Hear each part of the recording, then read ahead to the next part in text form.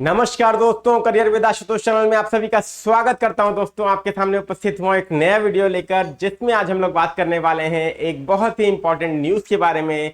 जी हां, ये न्यूज है, जैसा कि आपको दिख रहा है, फिलीपींस को ब्रह्मोस देने के बाद अब भारत दक्षिण चीन सागर में करेगा पोर्ट का निर्माण।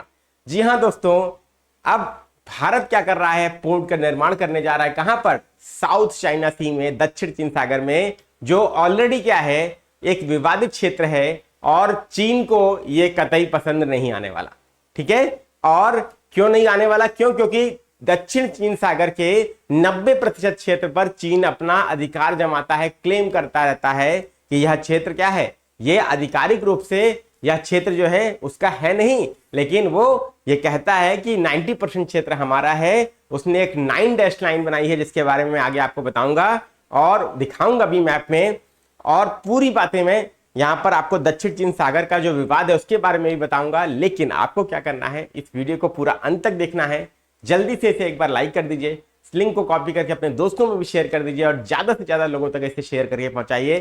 करंट इश्यूज की ये श्रृंखला है हमारे करियर विद आशुतोष चैनल पर, जो यूपीएससी के लिए, यूपीपीसीएस के लिए और सभी स्टेट पीसीएस के लिए बहुत ही ज्यादा लाभकारी है। अगर आप दोस्तों यहां पर तैयारी किसकी कर रहे हैं, अगर आपने यूपीएससी की तैयारी कर रहे हैं और या स्टेट पीसीएस की तैयारी कर रहे हैं, तो आपके लिए ये बहुत ही ज्यादा बेनिफिशियल होने वाला है। क्लियर? ठीक है, तो चलिए जानते हैं, देखते हैं क्या ये न्यूज है और क्यों ये महत्वपूर्ण है हमारे लिए। ठीक, अब देखिए, यूपीएससी या स्टेट पीसीएस में जीएस पेपर 2 का जो पेपर होता है दोस्तों, अंतरराष्ट्रीय संबंध का, उसके लिए बहुत ज्यादा लाभकारी है ये सेशन। प्लस आपके लिए निबंध लेखन में भी इसका बहुत बड़ा उपयोग है। प्लस व्यावहारिक ज्ञान जो लोग न्यूज के दृष्टिकोण से देखते हैं, उनके लिए भी ये बहुत ज्यादा इंपॉर्टेंट है। क्लियर? चलिए बढ़ जाते हैं आगे। सबसे पहले आगे बढ़ने से पहले एक महत्वपूर्ण सूचना, यूपीपीसीएस 2024 में बंपर भर्तियां आपको देखने को मिल रही हैं। 850 से अधिक वैकेंसीज दोस्तों आपको देखने को मिल रही हैं। और ये बात ध्यान रखिएगा, इतनी बड़ी वैकेंसीज है तो ये मान के चलिए कि संभावना इतनी ज्यादा वैकेंसीज की है, तो आपको तैयारी भी जबरदस्त करनी चाहिए। अक्टूबर में प्रारंभिक परीक्षा और फरवरी मार्च के आसपास आपकी मुख्य परीक्षा होने की संभावना है। अभी हम लोग कैलेंडर का ही वेट कर रहे हैं, लेकिन तैयारी के लिए यही समय सबसे बेस्ट होता है दोस्तों। और इसकी प्री और मेंस की संपूर्ण तैयारी हमारे विजेता बैच में चल रही है। अगर आप चाहें तो इस बैच को ज्वाइन करके अपनी बेस्ट तैयारी कर सकते हैं, जिसमें आपको प्री के सिलेबस में जीएस और इसी साइड दोनों मिल रहा है, और मेंस में आपको हिंदी, निबंध और जीएस 1 से लेकर जीएस 6 की कंप्लीट सिलेबस मिल रहा है, along with the answer writing और ऐसे राइटिंग क्लासेस। तो आपको कहीं और जाने की जरूरत नहीं है। This is the one stop solution for you, जिसमें live classes, PDF notes, answer writing, essay writing, free mentorship, सब कुछ मिल रहा है। और इसकी वैलिडिटी आपकी एग्जाम तक है दोस्तों, ये बात ध्यान रखना है। क्लियर? तो जल्दी से ज्वाइन करिए, प्ले स्टोर से हमारे ऐप को डाउनलोड करिए या लिंक डिस्क्रिप्शन बॉक्स में दिए गए लिंक पर क्लिक करिए और विजेता बैच को ज्वाइन करिए संपूर्ण प्रिपरेशन के लिए यूपीपीसीएस की। क्लियर? चलिए, यहां पर न्यूज हमारी क्या थी, वो ये थी, विदेशों में साम्राज्य बढ़ाने की तैयारी में जुटे अडानी और फिलीपींस में भारी निवेश करने की प्लानिंग ये कर रहे हैं। क्लियर?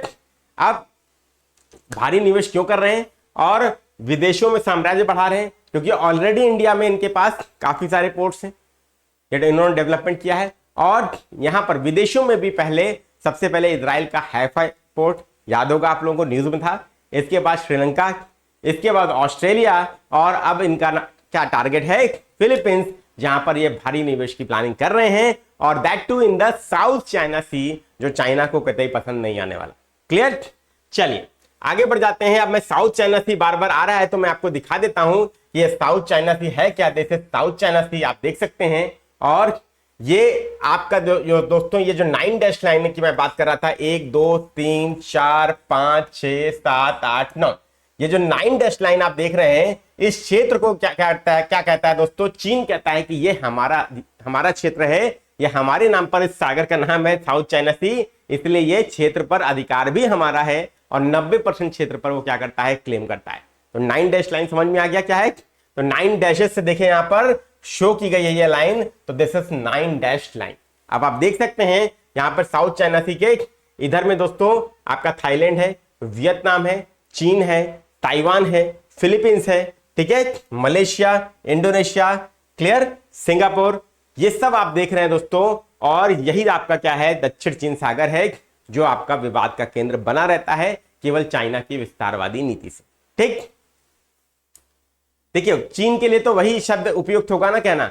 क्या शब्द उपयुक्त रहेगा? जब आपके सभी दुश्मन हो जाएं, जब आपके सभी दुश्मन हो जाएं तो इसका मतलब सब में कमी नहीं है, कमी आप में, आपकी नीति में कमी है, आपके दृष्टिकोण में कमी है। यह बात आप लोग निश्चित रूप से समझते होंगे और बहुत अच्छे से परख भी रहे होंगे। क्यों? क्योंकि अभी हम लोगों ने देखा था चीन ने एलएसी पर जो हैवी इंफ्रास्ट्रक्चर का डेवलपमेंट किया है। जो लोग नहीं देखे उस वीडियो को जरूर देखिए, करंट इश्यूज की प्लेलिस्ट है, चैनल पर जाइए, सारे इंपॉर्टेंट वीडियोस मैंने वहां पर कवर किए, उसको क्लिक करिए। वहां पे आपको जो उसने डेवलपमेंट किया है हाल ही में उसके बारे में मैंने बात की है, और क्या टेंशन की वजह है एलएसी पर इंडिया चीन के बीच में जो टेंशन है वो भी चीन की पॉलिसी और नीति की वजह से ही है दोस्तों। और जो विस्तारवादी नीति जो भारत चीन के लिए क्या है, विवाद का विषय है सीमा के लिए, ठीक वैसी ही दोस्तों नीति दक्षिण चीन सागर पर भी चीन का लगभग प्रत्येक देश से क्या है वो क्लैश या विवाद चलता रहता है। ठीक, चलिए देखते हैं। ये वर्ल्ड मैप में देखिए मैंने दक्षिण चीन सागर आपके लिए प्रदर्शित किया है, आप ये देख सकते हैं। ये आपका क्या है, दिस इज साउथ चाइना सी। आप लोगों को यहां पर समझ में आ रहा होगा, क्लियर है दोस्तों?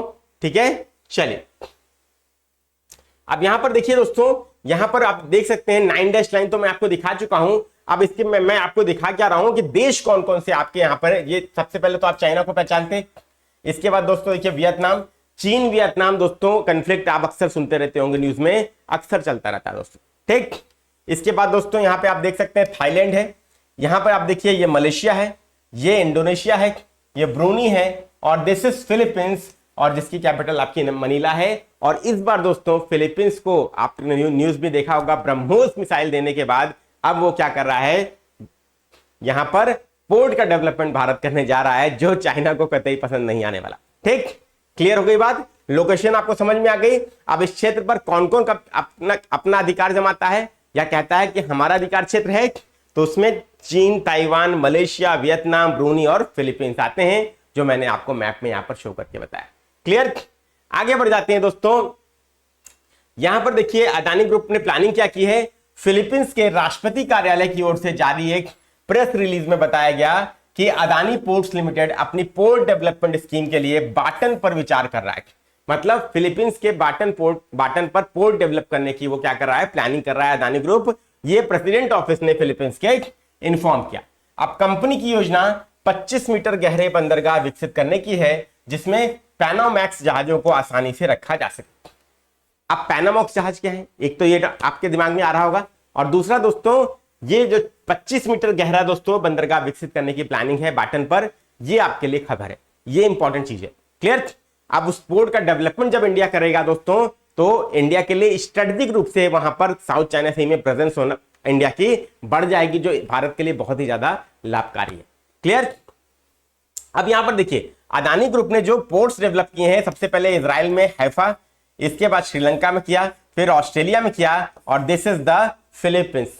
फिलीपींस चौथा देश है दोस्तों जहां पर क्या कर रहा है, यहां पर अदानी ग्रुप जो है वो पोर्ट का डेवलपमेंट कर रहा है। ध्यान रखिएगा, ये इंपॉर्टेंट है आपके एग्जाम के लिए। और अदानी ग्रुप जो है वो 2030 तक सबसे बड़ी विश्व की पोर्ट डेवलपमेंट कंपनी बनने का टारगेट रख रहा है, और संभवतः देखिए उसको वो अचीव भी कर ले, कोई बड़ी बात नहीं होगी। ठीक, अब ये पैनामैक्स जहाज क्या है दोस्तों, तो यहां पर देखिए मैंने आपके सामने शो किया है, ये पैनामैक्स जहाज मुख्य रूप से कंटेनर जहाज हैं, जिन्हें मानक आकार के कंटेनर में पैक किए गए विभिन्न सामानों के परिवहन के लिए डिजाइन किया जाता है। मतलब स्टैंडर्ड कंटेनर में पैक किए गए सामानों के विभिन्न जहाजों के लिए इसे डिजाइन किया जाता है। बेसिकली पैनामैक्स जहाज जो है कंटेनर जहाज है, जिन्हें मानक आकार के कंटेनरों में पैक किए गए विभिन्न सामानों के परिवहन के लिए डिजाइन किया गया है। मतलब आप ये मान के चलिए पैनामैक्स जहाज कुछ और नहीं, सिंपली क्या है, कार्गो शिप्स हैं, बड़े बड़े कार्गो शिप्स हैं, बस इतना ही आपको दिमाग में रखना है। क्लियर, चलिए अब यहां पे आप देख सकते हैं मैंने यहां पर आपके लिए ये इजराइल है, और यहां पे मैंने इजराइल का हैफा पोर्ट दोस्तों आपको दिखाया है, जो डेवलपमेंट दोस्तों इसने अदानी ग्रुप के अंतर्गत किया गया। क्लियर है दोस्तों, अभी हाल ही में दोस्तों आप लोगों ने देखा होगा न्यूज में भी हैफा पोर्ट के बारे में। ठीक है, चलिए आगे बढ़ जाते हैं। अब यहां पर दोस्तों एशिया और देश के सबसे अमीर शख्स गौतम अदानी के नेतृत्व वाला अदानी ग्रुप विदेश में अपने साम्राज्य को बढ़ाने की तैयारी कर रहा है। जैसा कि आपको न्यूज से स्पष्ट हो गया होगा कि भारत का सबसे अमीर और एशिया और देश का सबसे अमीर शख्स गौतम अदानी जो है वो भारत से बाहर भी बहुत भारी निवेश करने की प्लानिंग कर रहा है और पोर्ट डेवलपमेंट का काम कर रहा है। इसी कड़ी में Adani ports and economic zone limited Philippines में भारी इन्वेस्टमेंट की प्लानिंग कर रहा है। और याद रखिएगा 2 मई को मलकानांग में फिलीपींस के राष्ट्रपति फर्डिनेंड आर मार्कोस जूनियर से मुलाकात इन्होंने की, यहां के प्रबंध निदेशक ने, मैनेजिंग डायरेक्टर ने, और उन्होंने फिलीपींस में निवेश के बारे में इच्छा जाहिर की है, जिसकी जानकारी दी गई। क्लियर? ठीक है, चलिए यहां पे आप देख सकते हैं इस तरीके का दोस्तों ये पोर्ट का डेवलपमेंट किया जाता है, जो पिक्चर आपके सामने यहां पर शो की गई। यहां पर देखिए फिलीपींस के प्रेसिडेंट ऑफिस के द्वारा यह जानकारी दी गई कि अदानी ग्रुप ने यह इच्छा जाहिर की है कि वो बाटन पर पोर्ट डेवलप करेंगे। क्लियर? अब ये फिलीपींस के लिए क्यों इंपॉर्टेंट है? फिलीपींस के लिए इंपॉर्टेंट इसलिए है दोस्तों क्योंकि वहां पर डेवलपमेंट होने के साथ साथ जो दक्षिण चीन सागर में विवाद है उसके लिए फिलीपींस को अपने आप को सक्षम भी बनाना है। क्यों? क्योंकि चाइना अक्सर जो है वो क्या करता है, इन देशों को दबाव देता रहता है कि यह क्षेत्र जो है हमारा है, इस पर सबसे ज्यादा अधिकार हमारा है, और उनको प्रेशर में लेने की कोशिश करता है। और फिलीपींस के बारे में मैं आपको बताऊं तो फिलीपींस बेसिकली इनकी इकोनॉमी टूरिज्म से चलती है। इनका कोई डिफेंस पे इन्होंने बहुत ज्यादा अभी तक खर्च किया नहीं, क्योंकि इनका यूएसए के साथ क्या है, डिफेंस एग्रीमेंट है कि कोई इनके ऊपर अटैक करेगा तो उसे यूएसए के ऊपर अटैक किया हुआ माना जाएगा। लेकिन यह बात ध्यान रखना है, अब फिलीपींस जो है अपनी आर्मी पर भी निवेश करने की, डिफेंस पर भी निवेश करने का प्लान कर रहा है, इसने बजट बढ़ाया है। ठीक है, इस कड़ी में दोस्तों आपने देखा होगा न्यूज कि ब्रह्मोस मिसाइल दोस्तों जो भारत ने क्या किया है, फिलीपींस को दिया है, और अब पोर्ट का डेवलपमेंट भी भारत कर रहा है। क्लियर? ठीक है दोस्तों, ब्रह्मोस मिसाइल पर भी एक वीडियो बना दूंगा ताकि आपको लिंक हो जाए दोस्तों ये। ठीक, इसके बाद देखिए देश का सबसे बड़ा पोर्ट डेवलपर और ऑपरेटर है अदानी ग्रुप, ये भी आपको जानना चाहिए। अदानी ग्रुप भारत का सबसे बड़ा पोर्ट डेवलपर और ऑपरेटर है। इसके पश्चिमी तट पर रणनीतिक रूप से मौजूद 7 बंदरगाह टर्मिनल है। पश्चिमी तट जो भारत का है उस पर 7 बंदरगाह टर्मिनल है। कौन कौन से? पश्चिमी तट की बात करूं तो इस तरीके से आप देखिए, ये वाला पश्चिमी तट है, वेस्टर्न कोस्ट है, और ये आपका क्या होता है दोस्तों, ये ईस्ट कोस्ट है। क्लियर? आप देख सकते हैं पश्चिमी तट पर गुजरात में मुंद्रा, ट्यूना, दहेज, हजीरा, गोवा में मोरमुगांव, महाराष्ट्र में दीघी, केरल में विझनजाम। वहीं पूर्वी तट पर देखा जाए तो पश्चिम बंगाल में हल्दिया, ओडिशा में धामरा, गोपालपुर, आंध्र प्रदेश में गंगावरम, कृष्णापट्टनम, तमिलनाडु में कटुपल्ली और एन्नोर, और पुडुचेरी में कराईकल 8 बंदरगाह टर्मिनल हैं जो अडानी ग्रुप के द्वारा डेवलप किए गए। क्लियर है दोस्तों? ध्यान रखिएगा। तो टोटल कितने पोर्ट हो गए? 7 + 8 कितने हो गए? टोटल 15 दोस्तों इंडिया में ही है। इसके बाद देखा जाए, इसको मैप पर भी देख लेते हैं। यहां पर देखिए मैंने आपके सामने मैप शो किया है, यहां पर अदानी पोर्ट एसेट मैंने यहां पर आपको दिखाए हैं। आप देख सकते हैं यहां पर सभी तो नहीं लेकिन काफी कुछ दिखाए गए हैं। ट्यूना, ठीक है, मुंद्रा, दहेज, हजीरा, मोरमुगांव, ठीक है, विंझियाम। इसके बाद दोस्तों इन्नौर है, कटुपल्ली है, क्लियर, कृष्णापट्टनम है, गंगावरम है, विशाखापट्टनम है और धमरा है। यहां पर आप देख सकते हैं, ये यहां पर मैप के माध्यम से भी मैंने आपके लिए प्रदर्शित किया है, जो यहां पर क्या है, जो यहां पर डेवलप किए गए हैं अदानी ग्रुप के द्वारा। क्लियर? आप देखिए यहां पर दोस्तों क्या है, यहां पर आप देख रहे होंगे ये पृथ्वी को दिखाया गया है, ग्लोब को दिखाया गया है, और ये देखिए हाइफा इजराइल भी यहां पर प्रदर्शित किया गया है, जो हाइफा इजराइल मैंने आपको मैप में अभी पीछे दिखाया था। क्लियर? ठीक है दोस्तों, चलिए। और यहां पर ऑस्ट्रेलिया में देखिए, ऑस्ट्रेलिया में अबॉट पॉइंट टर्मिनल, ऑस्ट्रेलिया भी दोस्तों ये भी क्या है, ये भी अदानी ग्रुप का ही है। क्लियर? तो 4 देश हो गए, याद कर लीजिए, इजराइल का हाइफा, फिर श्रीलंका, फिर ऑस्ट्रेलिया, और चौथा क्या है, फिलीपींस, जिसके लिए अदानी जो है पोर्ट का डेवलपमेंट कर रहा है। क्लियर? अब लोकेशन देखिए इंपॉर्टेंट है, यहां पर लोकेशन जो है वो आप लोग को ध्यान रखनी चाहिए।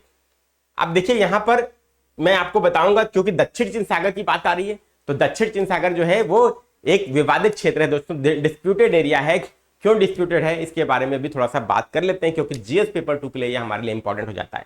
ठीक, अब देखिए सामरिक स्थिति, स्ट्रेटेजिक पोजीशन, दक्षिण चीन सागर की सीमा उत्तर में चीन और ताइवान से लगती है, पश्चिम में भारत चीनी प्रायद्वीप जिसमें वियतनाम, थाईलैंड, मलेशिया, सिंगापुर इत्यादि देश आते हैं, दक्षिण में इंडोनेशिया और ब्रूनी, और पूर्व में फिलीपींस आते हैं। ये बात ध्यान रखिएगा, और ये दोस्तों आपको पता होना चाहिए। सभी लोग एक्ट्रेस खोलेंगे अपना और उसमें देखने का प्रयास करेंगे। अगर आपके पास वर्ल्ड मैप है तो भी आप देखने का प्रयास यहां पर करेंगे। आप देख सकते हैं उत्तर में आपका चाइना है और ताइवान है। इसके बाद यहाँ पे आप देखिए भारत चीनी प्रायद्वीप में थाईलैंड, वियतनाम, ठीक है, आप देख सकते हैं कंबोडिया। इसके बाद दोस्तों यहाँ पर सिंगापुर के बाद दक्षिण में इंडोनेशिया, ब्रूनी, यहां पर देखिए ये सिंगापुर हो गया। इसके बाद दक्षिण में इंडोनेशिया ये है, ब्रूनी है, और पूर्व में दोस्तों ये फिलीपींस। क्लियर, समझ में आ गई बात सबको? तो ये दोस्तों बेसिकली जो सी है यही आपका क्या है, यही आपका दक्षिण चीन सागर है, जो एक डिस्प्यूटेड टेरिटरी है जो न्यूज में रहता है अक्सर। क्लियर, अब देखिए यहां तक हम लोगों ने देख लिया। अब यहां पर क्या है, यह ताइवान जलडमरू मध्य द्वारा पूर्वी चीन सागर से और लुजान जलडमरू मध्य द्वारा फिलीपींस सागर से जुड़ा हुआ है। ठीक, तो जो जलडमरू मध्य है ये भी ज्योग्राफी के लिए आपके लिए इंपॉर्टेंट है, प्रीलिम्स के लिए भी एज वेल एज मेंस के लिए भी, जो आपको ध्यान रखना है। ये ताइवान जलडमरू मध्य पूर्वी सागर से, पूर्वी चीन सागर को दक्षिण चीन सागर से जोड़ता है, और लुजान जलडमरू मध्य क्या करता है, ये फिलीपींस सागर को दक्षिण चीन सागर से जोड़ता है। बहुत इंपॉर्टेंट है इस एग्जाम के लिए, जिसको ध्यान रखिएगा। ये this is important for prelims, very very important, TCS के लिए, यूपीएससी के लिए, जितने भी छात्र हैं उनके लिए बहुत इंपॉर्टेंट। क्लियर, इसके बाद दोस्तों यहां पर देख लीजिए, यहां पर मैंने आपको एक मैप शो किया है। जो एरिया है जो ये क्लेम करता है, ये दक्षिण चीन सागर का जो क्षेत्र है जो क्लेम किनके द्वारा किया जाता है, कौन कौन से देश हैं, वो मैंने यहां पर दोस्तों आपके सामने प्रदर्शित किया है। सबसे पहले तो आप यहां पर देख रहे होंगे चाइना क्लेम करता है, और ये चाइना है, ठीक है, ज्योग्राफिकली सबसे बड़ा आपको दिख भी रहा है। इसके बाद दोस्तों ताइवान है, ये आप देखिए, ये ताइवान के द्वारा क्लेम किया जाता है। कलर भी आप देख सकते हैं, कलर ये ब्लू है, ये रेड ताइवान का है, तो डिफरेंट डिफरेंट कलर से मैंने शो किया है। इसके बाद फिलीपींस आप देखिए, दिस इज फिलीपींस। क्लियर है दोस्तों, जहां पर पोर्ट का डेवलपमेंट अदानी ग्रुप पाटन पर कर रहा है। इसके बाद दोस्तों वियतनाम, अक्सर आप चीन वियतनाम की बात सुनते हैं, ठीक है, दिस इज वियतनाम। क्लियर, आप देख रहे हैं मानचित्र में पहचान लीजिए इन देशों को दोस्तों, क्योंकि एग्जाम में आता ही आता है। इसके बाद मलेशिया, दिस इज मलेशिया, और यहां पर ब्रूनी, अब यहां पर ब्रूनी भी है दोस्तों, आप देख सकते हैं। और ये सारे के सारे दोस्तों क्या है, ये आपके लिए इंपॉर्टेंट है दोस्तों, जो कि कौन कौन से देश क्लेम करते हैं, ये एग्जाम में आपके लिए पूछा जा सकता है, ये प्री के लिए भी और मेंस के लिए भी। क्लियर, स्पष्ट हो गया होगा उम्मीद करता हूं। अगर पसंद आ रहा हो वीडियो तो जरूर लाइक और शेयर करना है। ठीक, अब यहां पर देखिए मैंने दो जलडमरू मध्य की बात की थी, एक ताइवान जलडमरू मध्य और एक आपका लुजान जलडमरू मध्य। अब देखिए यहां पर मैंने शो भी किया है आपके लिए। ये ताइवान जलडमरू मध्य है, ये क्या करता है, ये दक्षिण चीन सागर को पूर्वी चीन सागर से जोड़ता है। जलडमरू मध्य जल संधि का काम क्या होता है, बेसिकली ये दो जल राशियों को जोड़ती है और दो स्थल खंडों को अलग करती है। ठीक है, ध्यान रखिएगा। तो दो जल राशियों को जोड़ रही है, साउथ चाइना सी और ईस्ट चाइना सी को कौन, ताइवान जलडमरू मध्य। आप देख रहे हैं दोस्तों, क्लियर। इसके बाद दोस्तों दो स्थलखंड चाइना और यहां पर दोस्तों आप देख सकते हैं ताइवान, ठीक है, आप देख सकते हैं इसको अलग कौन कर रहा है, इसको ताइवान स्ट्रेट या ताइवान जलडमरू मध्य अलग कर रहा है। तो जलडमरू मध्य जो होगा या जल संधि जो होगा, दो स्थलखंडों को अलग करेगा और जल राशियों को जोड़ेगा। डाउट क्लियर, ठीक है, भूगोल का पक्का क्वेश्चन हो गया। इसके बाद दोस्तों नेक्स्ट यहां पर देखिए, यहां पर मैंने क्या किया है, आपके लिए शो किया है लुजान जलडमरू मध्य, लुजान स्ट्रेट जिसे बोलते हैं। ये क्या करता है, ये आपका आप देख सकते हैं किसे जोड़ रहा है, फिलीपींस सागर को, फिलीपींस सागर को दक्षिण चीन सागर से, यहां शो नहीं किया है, यहां पर दक्षिण चीन सागर से जोड़ रहा है। यहां पर भी आप देखिए ये जलडमरू मध्य है दोस्तों, लुजान जलडमरू मध्य, ये फिलीपींस सागर को दक्षिण चीन सागर से जोड़ रहा है, दो जल राशियों को जोड़ रहा है और दो स्थलखंडों को कौन कौन से अलग कर रहा है, तो ये ऊपर आप देखिए ताइवान को अलग कर रहा है और फिलीपींस को अलग कर रहा है। समझ में आ गई बात, क्लियर हो गया कि नहीं हो गया। तो दो प्रश्न पक्के पक्के भूगोल के आपके हो गए, और करंट अफेयर के लिए जीएस पेपर 2 के लिए तो पक्का ही है, ये क्वेश्चन आ सकता है, डेफिनेटली आएगा। ठीक, चलिए अब आगे बढ़ जाते हैं दोस्तों। यहां पर इंपॉर्टेंट है व्यापारिक महत्व इसका क्या है, ये भी आपको समझना चाहिए। क्यों चीन इतना परेशान है, क्यों 90% क्षेत्र पर वो अपना क्लेम करता है, इसलिए क्लेम करता है दोस्तों क्योंकि चीन क्या है, चीन की बेसिकली इकोनॉमी जो है वो क्या है, वो ट्रेड बेस्ड इकोनॉमी है। वो इकोनॉमी व्यापार पे ज्यादा इंफेसिस देता है दोस्तों, क्योंकि उससे क्या है, उसी से तो वो आर्थिक शक्ति बना है। क्यों, वो जानता है कि ईस्ट इंडिया कंपनी के बाद अगर कोई देश वास्तव में जिसने व्यापार की शक्ति को पहचाना है तो वो चीन ही है, जो उन्हीं के पद चिन्हों पर चल रहा है। ईस्ट इंडिया कंपनी के पद चिन्हों पर सबसे ज्यादा फॉलो करने वाला देश चीन ही है। जो एक दूसरी सबसे बड़ी अर्थव्यवस्था विश्व की बन चुका है। ठीक, चलिए अब यहां पर देखिए दोस्तों, वर्ष 2016 में लगभग 3.37 ट्रिलियन अमेरिकी डॉलर मूल्य का व्यापार दक्षिण चीन सागर के माध्यम से किया गया। मतलब 3.37 ट्रिलियन अमेरिकी डॉलर का व्यापार इसी दक्षिण चीन सागर से किया गया दोस्तों, अब आप समझ सकते हैं। ठीक, और जिससे यह एक महत्वपूर्ण वैश्विक व्यापारिक मार्ग बन गया है दोस्तों। अब आप समझ सकते हैं, ये आपके ऐसे में जीएस पेपर 2 के आंसर्स में आप कोट कर सकते हैं। इसके बाद दोस्तों, centre for strategic and international studies के अनुसार मात्रा के हिसाब से वैश्विक व्यापार का 80% और मूल्य के हिसाब से 70% हिस्सा समुद्री मार्ग से परिवहन किया जाता है। अब आप समझिए, ये बहुत इंपॉर्टेंट चीज है जो मैं बता रहा हूं। यहां पर centre for strategic and international studies के अनुसार मात्रा के हिसाब से वैश्विक व्यापार का 80%, मतलब ग्लोबल ट्रेड का 80% इसी से हो रहा है, और मूल्य के हिसाब से, वैल्यू के हिसाब से 70% हिस्सा समुद्री मार्ग से परिवहन किया जाता है। समझ में आ रही है बात दोस्तों? क्लियर? मतलब टोटल जो समुद्री व्यापार होता है उसका 80% मात्रा के हिसाब से और मूल्य के हिसाब से 70% समुद्री मार्ग से ही होता है।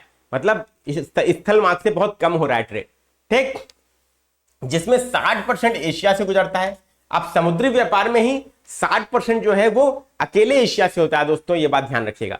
और वैश्विक नौ परिवहन का 1/3 हिस्सा दक्षिण चीन सागर से होकर गुजरता है।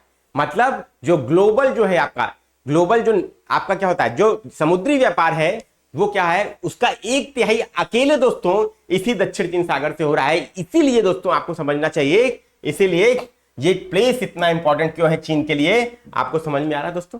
क्लियर हो गया? सबको समझ में आ गया? कहीं ना कहीं देखिए, जहां भी आप देखेंगे 21वीं शताब्दी में पूंजीवादी अर्थव्यवस्था के युग में जहां पर भी आप देखेंगे कहीं भी कोई मुद्दा चल रहा है, विवादित है, अगर कहीं भी कोई क्षेत्र विवादित है तो कहीं ना कहीं जो है वहां पर क्या है, वहां पर अर्थ मूल कारण होगा। अर्थ मतलब इकोनॉमी ही मेन कारण होगा दोस्तों। इकोनॉमिक रिसोर्सेज या इकोनॉमी जो है वहां पर मूल में होगी, अगर आप खंगाल के देखेंगे तो ये सच्चाई है दोस्तों।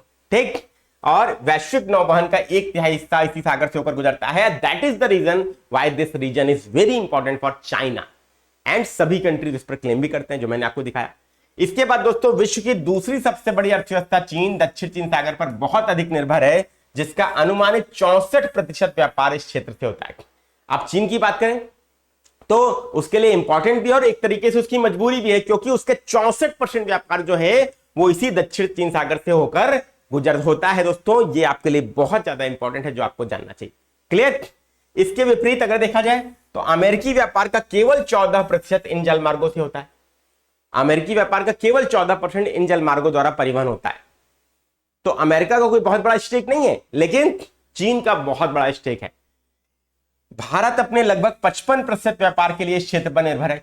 तो भारत का भी लगभग 55% व्यापार इस क्षेत्र से हो रहा है, तो वो भी कम नहीं है। तो इसलिए भारत का भी दोस्तों इस क्षेत्र पर यहां पर इंटरेस्ट बहुत बड़ा है, इसीलिए भारत इसके लिए बहुत ही बेहतर तरीके से दोस्तों आप देख रहे हैं प्रयास भी कर रहा है। क्लियर? अब देखिए, यहां पर मत्स्य क्षेत्र की बात करें तो दक्षिण चीन सागर एक समृद्ध मत्स्य क्षेत्र भी है। इस क्षेत्र के लाखों लोगों को आजीविका और खाद्य सुरक्षा का एक महत्वपूर्ण स्रोत भी यह प्रदान करता है। मतलब मछली पालन का एक बहुत बड़ा दोस्तों क्या है, एक समृद्ध स्रोत भी है ये दक्षिण चीन सागर, जो लाखों लोगों को आजीविका और खाद्य सुरक्षा भी प्रदान करता है। ठीक, इसीलिए इसका महत्व बहुत ज्यादा है और ये फैक्ट्स आपके मेंस और एसए के लिए बहुत इंपॉर्टेंट है। ठीक, इसके बाद दोस्तों देखिए, अब दक्षिण चीन सागर में प्रमुख विवाद जो है भूमि सुविधाओं का, अर्थात द्वीपों और चट्टानों और उनसे संबंधित क्षेत्रीय जल पर क्षेत्रीय दावों के इर्द गिर्द घूमता है। मैंने आपको बताया ना कि बेसिकली क्या है, जो द्वीप है और चट्टाने हैं, बेसिकली इस पर क्लेम होता है, और उनसे संबंधित क्षेत्रीय जल या टेरिटोरियल वाटर, इस पर जो है क्लेम किया जाता है। बेसिकली इसी पर क्लेम होता है, दो चीजों पर, कि द्वीपों को लेकर होता है, चट्टानों को लेकर होता है, और समुद्री सीमा को लेकर, टेरिटोरियल वाटर को लेकर होता है दोस्तों। ये बात ध्यान रखिएगा। ठीक, अब दक्षिण चीन सागर में प्रमुख द्वीप कौन कौन से हैं दोस्तों, और चट्टान संरचनाएं, द्वीप और चट्टान संरचनाएं में सबसे पहले स्प्रैटली द्वीप समूह है, पैरासेल द्वीप है, प्रैटस है, नटुना द्वीप है और स्कॉर्बोरो शोल है। तो ये याद रखिएगा दोस्तों, ये आपके एग्जाम में भूगोल में दोस्तों पूछा जा सकता है, यूपीपीसीएस में और यूपीएससी में, या आपके समीक्षा अधिकारी की परीक्षा के लिए भी बहुत ज्यादा इंपॉर्टेंट है। कौन कौन से द्वीप और संरचनाएं हैं? स्प्रैटली, पैरासोल, प्रैटस, नटूना और स्कॉर्बोरो शोल, ये याद रखिएगा। और आप सभी लोग इसको मैप में साउथ चाइना सी खोलकर देखिएगा दोस्तों, इनकी लोकेशन क्या है, और मार्क भी कर लीजिएगा। ठीक, चलिए, इस क्षेत्र में लगभग 70% प्रवाल द्वीप और टापू विवाद के अधीन है। मतलब 70% आपके कोरल आइलैंड्स हैं और जो टापू हैं वो विवाद के अधीन है। ठीक, चीन, वियतनाम, फिलीपींस, मलेशिया, ताइवान सभी इन विवादित क्षेत्रों पर 90 से अधिक चौकियां बना रहे हैं। मतलब मैंने आपको जो देश दिखाए थे जो क्लेम कर रहे हैं, वो सभी इस पर 90 से अधिक चौकियां बना रहे हैं। मतलब ये बहुत इंपॉर्टेंट सभी के लिए है दोस्तों, और लोगों के तो अस्तित्व के लिए भी क्या है, इंपॉर्टेंट है, लेकिन चीन के लिए क्या है, व्यापार के लिए सबसे ज्यादा इंपॉर्टेंट। ठीक, अब यहां पर देखिए, यहां पर दोस्तों देखिए चीन ने क्या किया। चीन अपने 9 डैश लाइन मानचित्र के साथ समुद्र के 90% हिस्से पर दावा करता है और नियंत्रण स्थापित करने के लिए इन द्वीपों का भौतिक रूप से उसने विस्तार किया है। वहां सैन्य प्रतिष्ठानों का भी उसने निर्माण किया है। तो 9 डैश लाइन पूछा जाएगा मुख्य परीक्षा में, याद रखिएगा, जीएस पेपर 2 में 100% आ सकता है। तो ये 9 डैश लाइन क्या है, तो याद रखिएगा 9 डैश लाइन बेसिकली दक्षिण चीन सागर पर जिन क्षेत्रों पर चीन अपना, जितने क्षेत्र पर चीन अपना दावा करता है, उन्हीं को उसने 9 डैश लाइन से रिप्रेजेंट किया है दोस्तों, और दक्षिण चीन सागर के 90% क्षेत्र को यह कवर करता है। क्लियर, ध्यान रखिएगा। और चीन ने यहां पर क्या किया है, नियंत्रण स्थापित करने के लिए, और दावा तो करता ही है, नियंत्रण स्थापित करने के लिए क्या किया है, द्वीपों का भौतिक रूप से विकास भी किया है, विस्तार भी किया है, और सैन्य प्रतिष्ठानों का भी यहां पर निर्माण किया है। क्लियर, चीन पारासेल और स्प्रैटली द्वीप समूह में विशेष रूप से सक्रिय है और 2013 से व्यापक ड्रेजिंग एंड कृत्रिम द्वीप निर्माण में संलग्न होकर 3200 एकड़ नई भूमि का निर्माण कर रहा है। मतलब नई भूमि का भी वो निर्माण कर रहा है, और विशेष रूप से पार्सेल और स्प्रैटली द्वीप में तो सक्रिय है ही है। इसके अलावा व्यापक ड्रेजिंग और कृत्रिम द्वीप निर्माण में संलग्न होकर, मतलब आर्टिफिशियल वो आइलैंड भी बना रहा है। 3200 एकड़ नई भूमि का उसने क्या किया है, निर्माण कर रहा है। चीन निरंतर तटरक्षक उपस्थिति के माध्यम से स्कॉर्बोरो शोल को भी नियंत्रित करता है। मतलब तटरक्षक उपस्थिति के माध्यम से, कोस्ट गार्ड की उपस्थिति के माध्यम से वो क्या करता है, स्कॉर्बोरो शोल को भी नियंत्रित करता है। ये बात ध्यान देने वाली है। तो 3 द्वीप आपके लिए इंपॉर्टेंट है, याद रखिएगा, पारासेल, स्प्रैटली और आपका स्कॉर्बोरो शोल, जो आपके एग्जाम में पूछे जाते हैं। ठीक, इसके बाद दोस्तों यहां पे आप देख सकते हैं, फिर से एक मानचित्र मैंने आपके सामने शो किया है, जो आपको दिख रहा होगा, उम्मीद करता हूं। 9 डैश लाइन, ये आप देख सकते हैं, दिस इज 9 डैश लाइन।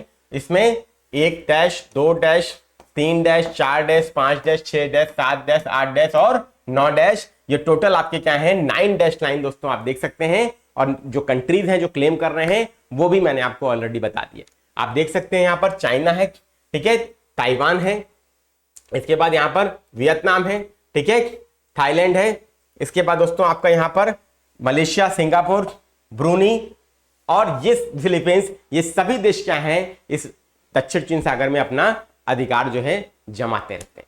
ठीक, 9 डैश लाइन चीन के इस टोटल एरिया के 90% को क्या कहता है, 90% को कहता है कि ये 90% एरिया जो है ये हमारा है, जो 9 डैश लाइन द्वारा कवर्ड है। आप सभी लोग देख सकते हैं।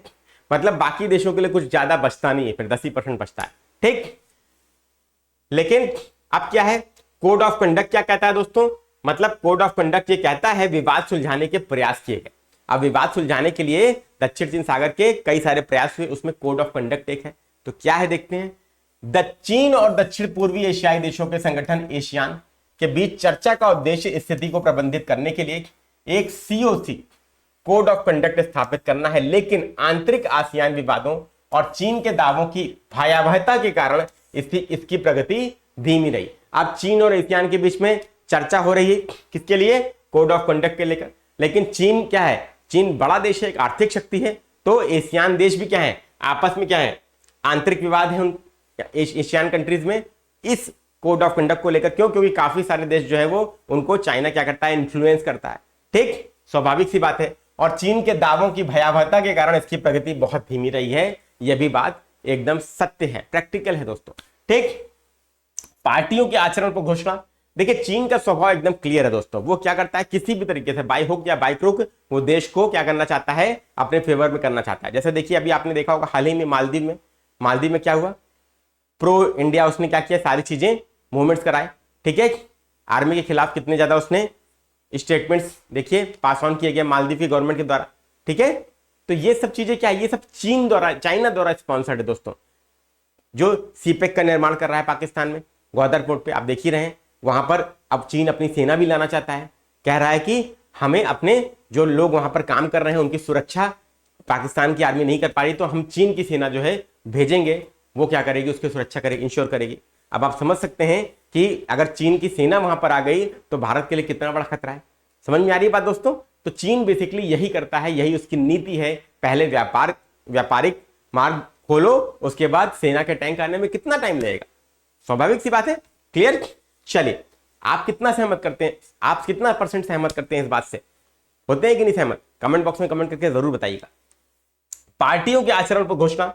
अब ये क्या है दोस्तों, वर्ष 2002 में आसियान और चीन ने अंतरराष्ट्रीय कानून के अनुसार शांतिपूर्ण विवाद समाधान के लिए अपनी प्रतिबद्धता की पुष्टि करते हुए डीओसी को अपनाया।